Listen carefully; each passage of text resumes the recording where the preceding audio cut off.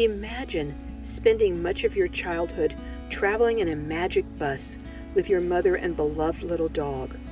Whether you're spending time learning about sea life in the ocean, visiting sites that are part of our country's heritage, or making new friends, two-legged ones and four-legged ones, what an adventure it must be. In this first episode of a two-part interview and tour, Tamara shares how a tragedy propelled her to seek a new normal as nomads for her and her daughter.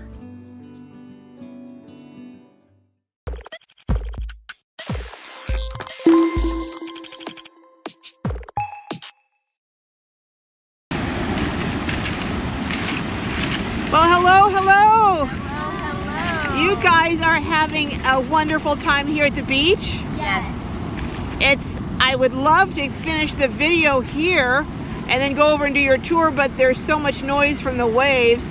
But maybe we'll do a little bit of splashing in the water and then we'll go over and do the tour in a little while. How do you think about that? That sounds perfect. Okay. Well, hello, Tamara. Hello. We are here at the beach in Southern California. Can you think of a place that's more soul refreshing than a day at the beach? I cannot. It's probably one of my favorite. Mine too. So here you have the magic bus. Yes. Oh my goodness, this is psychedelic, colorful. Just looking at this bus makes me smile. Yes, we've got ocean on this side, and then we've actually got mountains on the other side, and I call it funky in the front, and we're waiting to paint the back. Those are actually two of my favorite places, the beach and the mountains. Yes.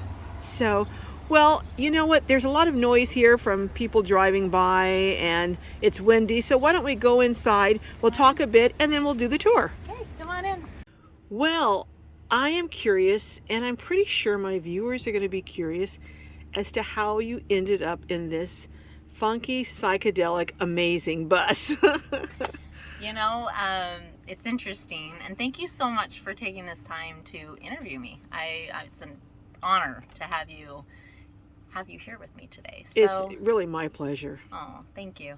Yeah, we had, you know, I had looked at people living van life and bus life, and I think the biggest thing that intrigued me was the freedom. I wanted that freedom to be able to explore whether I had the money or whether I didn't. I'd rather be broke in a bus than broke in a stick-built house. Okay. So I felt like we were kind of, trapped from that freedom of exploring this world and exploring this life. And we've been on a journey for the last couple years and kind of finding where we wanted to be and where we wanted to call home. And when the opportunity came along, this bus kind of found me. It was not what I originally had planned. I was dead set on 5 windows and a diesel. And we ended up with a 4-window gas bus. Now, when you say we, can you share who the we is? Yes, my 10-year-old daughter and I. And Okay. It's just the two of us. We lost her dad when she was 2.5, and it's propelled us onto this journey. And I couldn't be more ecstatic for where we're at and where we're going. You shared with me a bit about how the loss of Tylee's dad really, well, obviously it changed your life, but you shared some of just what that change entailed in terms of your outlook on life. Would you share that with my viewers? Absolutely. You live life and you don't think things are going to change that drastically overnight. Mm-hmm. And our life did. We went to bed one night and woke up, and our whole entire world as we knew it the next day was completely different. I had Tylee's sister, who is my bonus daughter, and we had her full time. She was taken from me that very next day. So on top of losing her dad, I had my whole life had changed. Your whole family dynamic changed. Everything. Not one thing was the same as when he was alive a year later. Mm-hmm. And that's where, or even a month later, everything changed, and changed so drastically that life stopped for me because I had to kind of ground down and figure out. That's what I think when I say propels, it propels you into realizing and asking yourself, what is the importance of this life, of your journey here in this life? What am I doing here? What is my purpose here? And where is my purpose going to be in the next 5 years? I have a daughter now that I'm taking care of by myself, that I'm running a business by myself, and those were the constant things. Those were the things that didn't change even through all the changes. So in that, I had to find a way to heal and to keep going, but also to find a way that I could find that joy and that purpose and that gratitude for waking up every single day. Because that, and I would tell people that, I am blessed. I am so blessed to be here, to have this little being that calls me mom, and that I can help through this experience. And this is her experience. And that's one thing that I've realized too in parenting by myself and in this whole process.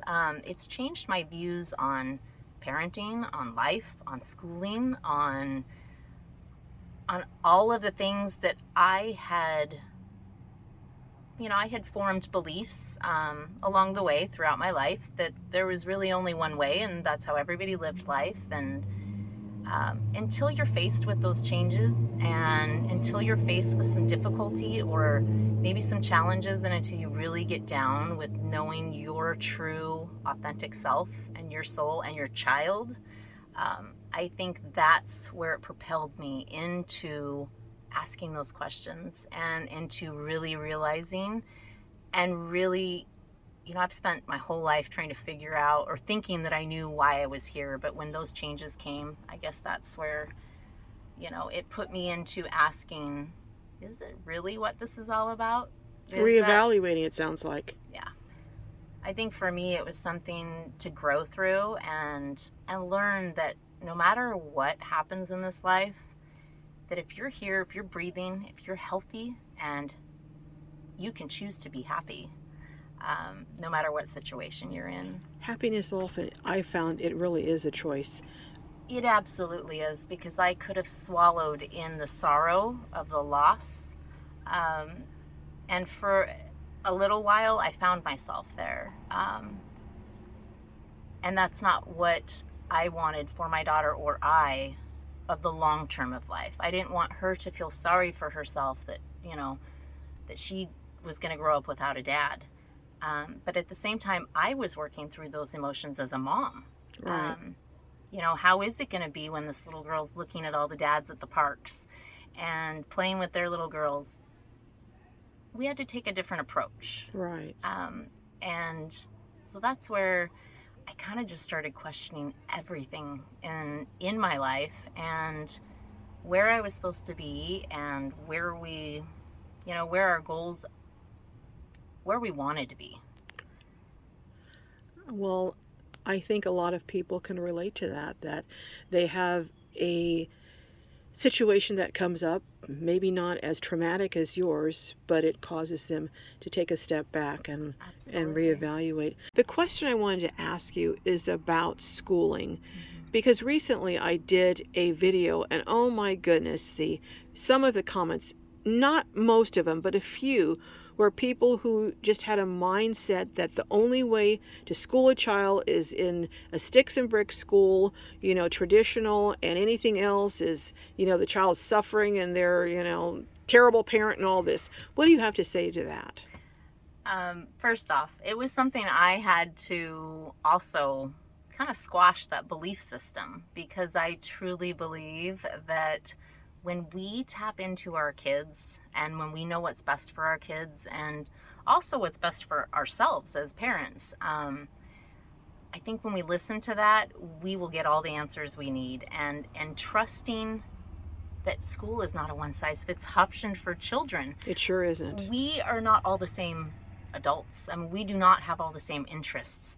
And that may be the way it used to be, but I truly think that each one of these kids, that we can save so much time and so much for their struggles in life when we start at such an early age of lifting that confidence and lifting the child's unique interests and truly what they are showing them that they're capable of anything, but finding what skills and what interest and what loves that child uniquely comes with. And when you tap into those interests, I think you're going to basically grow a child that is unstoppable in this world, especially today, because I just think that so much has changed. They're still going to get all the learning. In fact, they're probably going to get a lot more than what they would get in that traditional schooling method. We started Tylee, kind of in a more traditional setting. And at first she was thriving. Then there were some issues, and I'm not going to go into details on those, but I realized that I had to make a change and I needed to make a difference. And so we moved into the homeschooling world, and I was thoroughly confused when we started that process. There is so much variety. And that's when I really realized, okay, wait a second, I've got a child here. What's going to be the best fit for her? Right. And so we've taken a homeschooling approach, but also a life schooling approach. We get out into life every day, and we make her schooling part of that life skill, along with her natural interests, and her flourishing and her learning has almost self-blossomed. When she's ready to learn something, it's been so apparent how it just naturally grows. Mm-hmm. And it lets me know that she's right on track for where she's supposed to be, and that we are tapping into literally what she came here for. This is her journey just as much as it is mine. And that, as a parent, is what this has taught me. So basically, you're teaching her, and she's getting the academic portion that she needs, but she's getting life experiences, life skill Absolutely. firsthand, and you're going in her bent. You're finding which way and which direction she's inclined towards and following that. Most definitely. That's a very cool way to educate, I think. Definitely.